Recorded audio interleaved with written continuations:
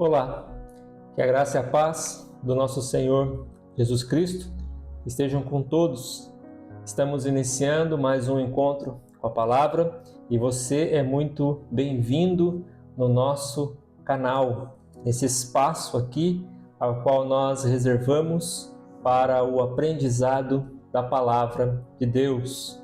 O nosso encontro com a palavra, ele sobe no nosso canal, ele é postado no nosso canal semanalmente, toda quinta-feira nós temos esse encontro aqui.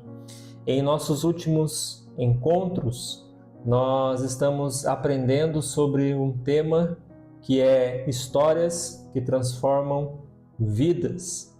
E essas histórias, elas são baseadas, nas parábolas contadas por Jesus nos evangelhos. Então, as parábolas que Jesus contou e estão registradas nos evangelhos, nós estamos estudando e aprendendo, como essas parábolas se aplicam hoje nas nossas vidas e como essas parábolas, essas histórias contadas por Jesus podem transformar a nossa vida, a nossa maneira de pensar, a nossa maneira de viver, como essas histórias podem influenciar as nossas vidas hoje. Então eu quero convidar os irmãos para que abram suas Bíblias comigo no Evangelho de Mateus, no capítulo de número 13. Nós iremos ler dos versos 31 a 35 e o tema do nosso encontro com a palavra de hoje é as expectativas do reino de Deus. As expectativas do reino de Deus. Se você já encontrou a passagem bíblica, acompanhe comigo então agora a leitura da palavra de Deus. Outra parábola lhes propôs, dizendo: o reino dos céus é semelhante a um grão de mostarda que um homem tomou e plantou no seu campo, o qual é, na verdade, a menor de todas as sementes, e, crescida, é maior do que as hortaliças, e se faz árvore, de modo que as aves do céu vêm aninhar-se nos seus ramos.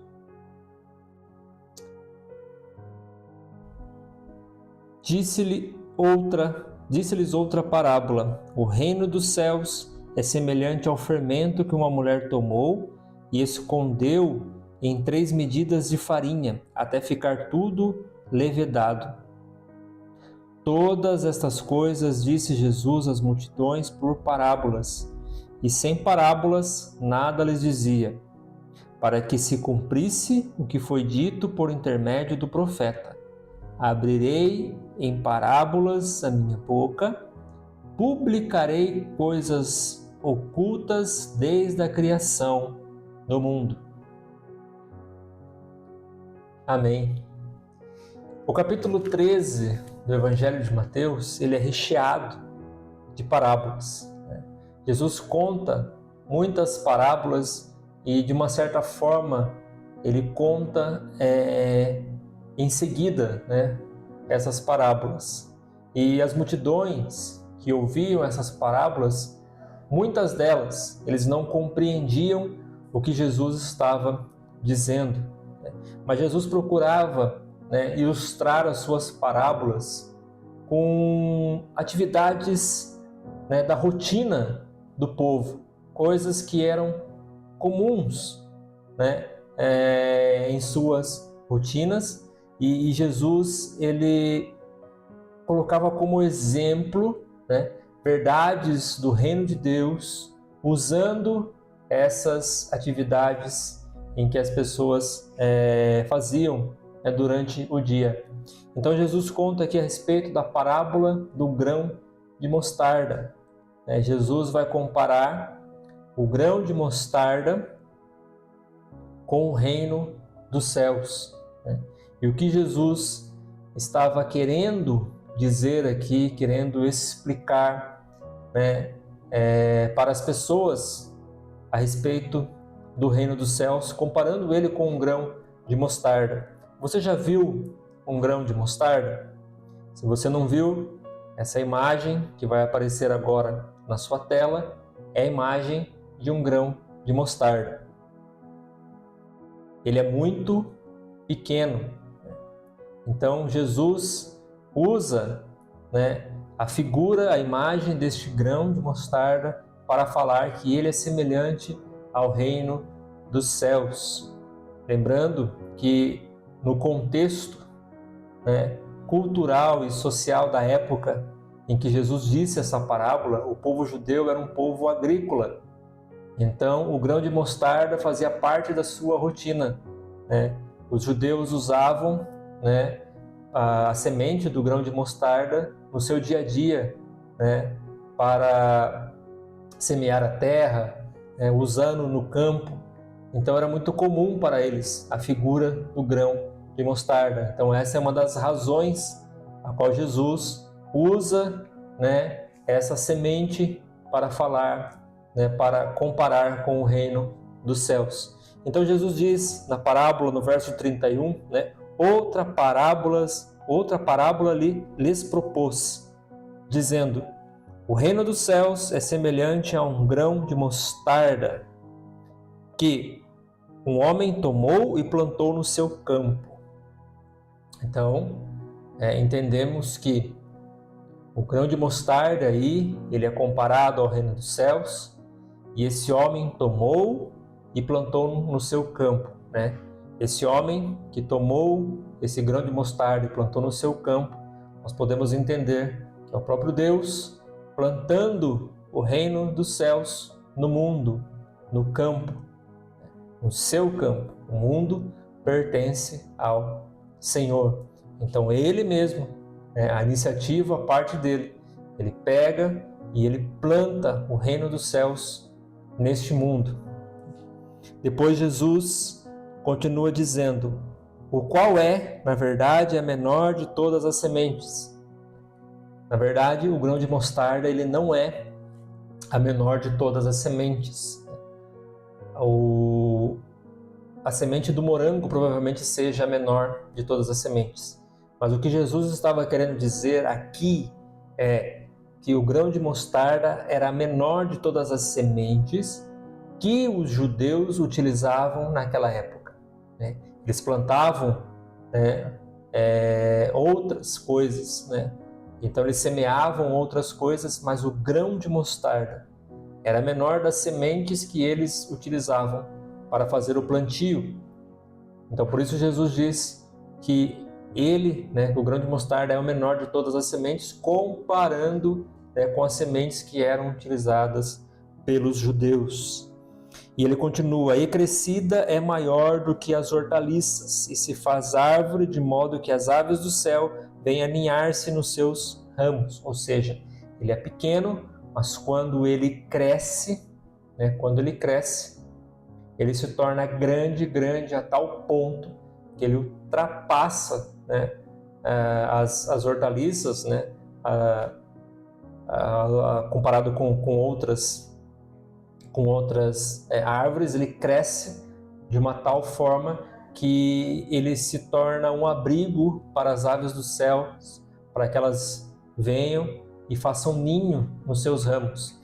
Se você também não viu, ainda uma árvore de um grão de mostarda, essa imagem que está na sua tela aí, essa imagem é uma árvore, de um grão de mostarda. Então você vê como que ela é grande, daquela sementinha pequenininha que nós vimos, se tornou essa árvore aí grande. Mas qual é o propósito de Jesus? Qual aqui é o sentido desta parábola? Então Jesus está dizendo que, primeiramente, o reino dos céus ele pode começar pequeno,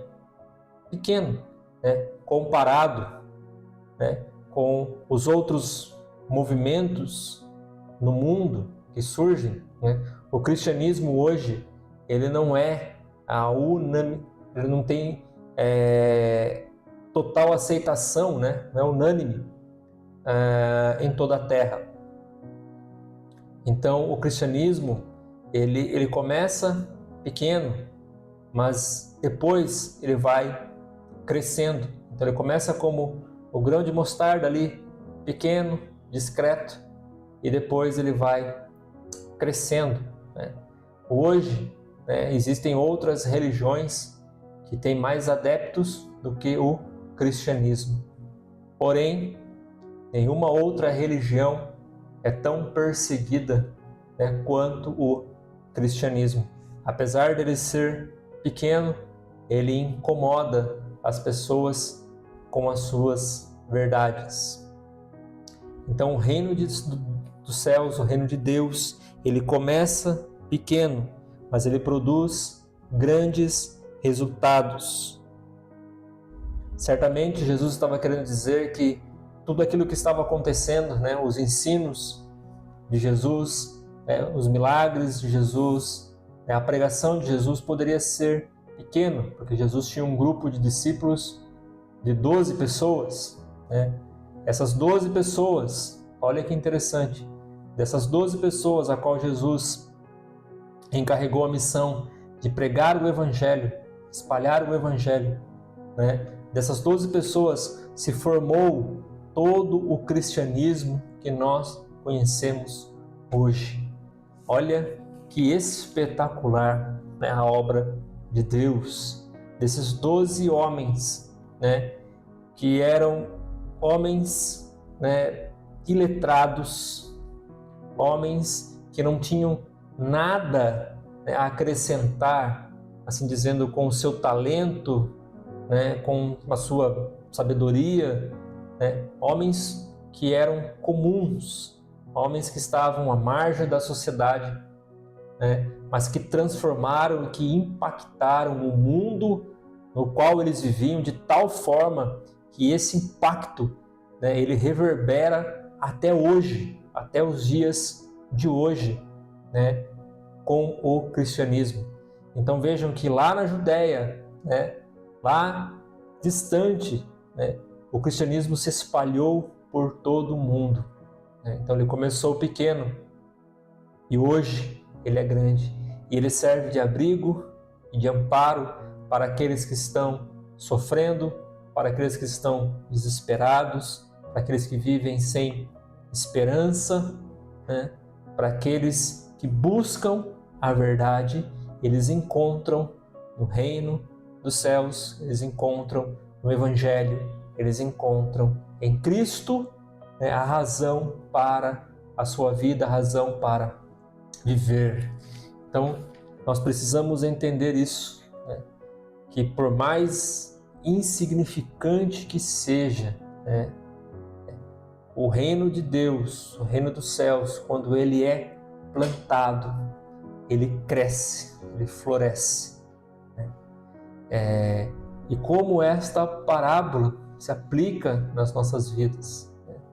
Muitas vezes nós ignoramos as pequenas mudanças que acontecem na nossa rotina, na nossa vida, por causa do impacto do reino de Deus, do Evangelho de Cristo em nós.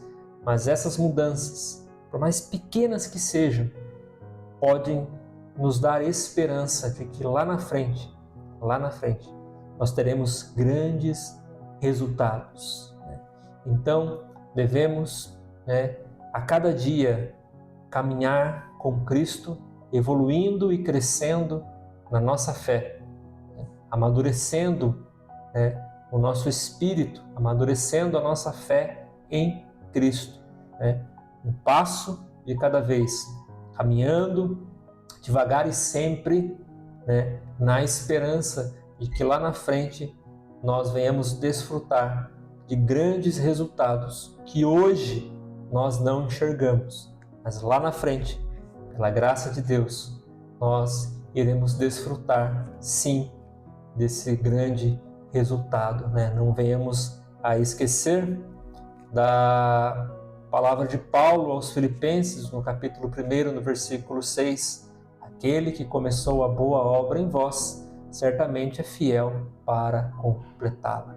Aquele que começou a boa obra em vós. Essa obra que hoje parece ser pequena, né, mas que vai crescer e crescer e crescer, né, e para a glória de Deus, lá na frente, né, nós seremos como o grão de mostarda, serviremos de abrigo, de amparo, de apoio para aquelas pessoas que estão desesperadas, aquelas pessoas que buscam a Cristo, que nós venhamos ser o caminho, que nós venhamos ser, né, agentes de Cristo, que levem essas pessoas até Ele, para que elas também sejam transformadas pelo poder do Evangelho.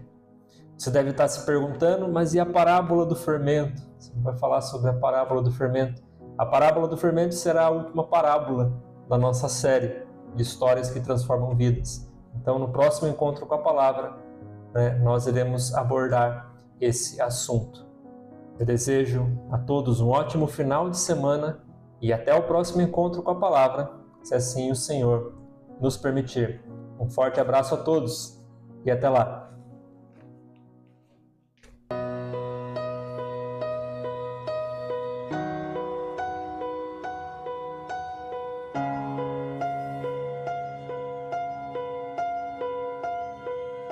Os reinos se abalam, os povos se curvam, as bocas se abrem, as mãos se levantam para dizer que tu és o rei, para dizer que tu és o Senhor. Os reinos se abalam, os povos se curvam, as bocas se abrem, as mãos se levantam para dizer que tu és o rei, para dizer que tu és o Senhor.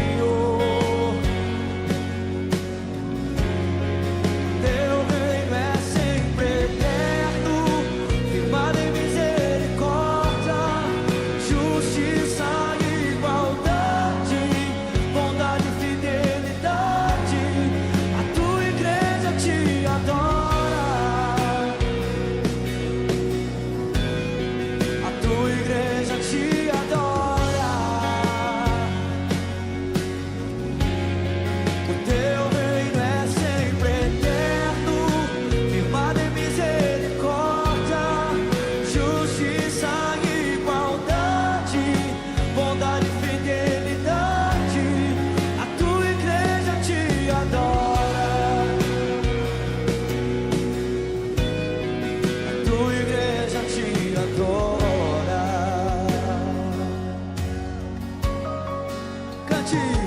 Os reinos se abalam, os povos se curvam, bocas se abrem, as mãos se levantam para dizer que tu és o rei, para dizer que tu és o Senhor. Os reinos se abalam, os povos se curvam, as bocas se abrem, as mãos se levantam para dizer que tu és o rei, para dizer que tu és o Senhor, para dizer que tu és o rei, para dizer que tu és o Senhor, para dizer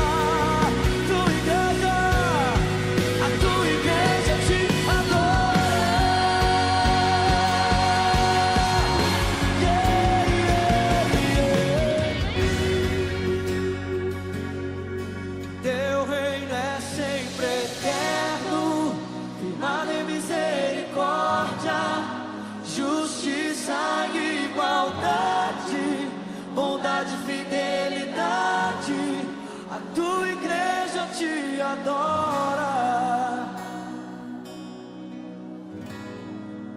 tua igreja te adora. Você pode erguer as suas mãos a Ele e dizer: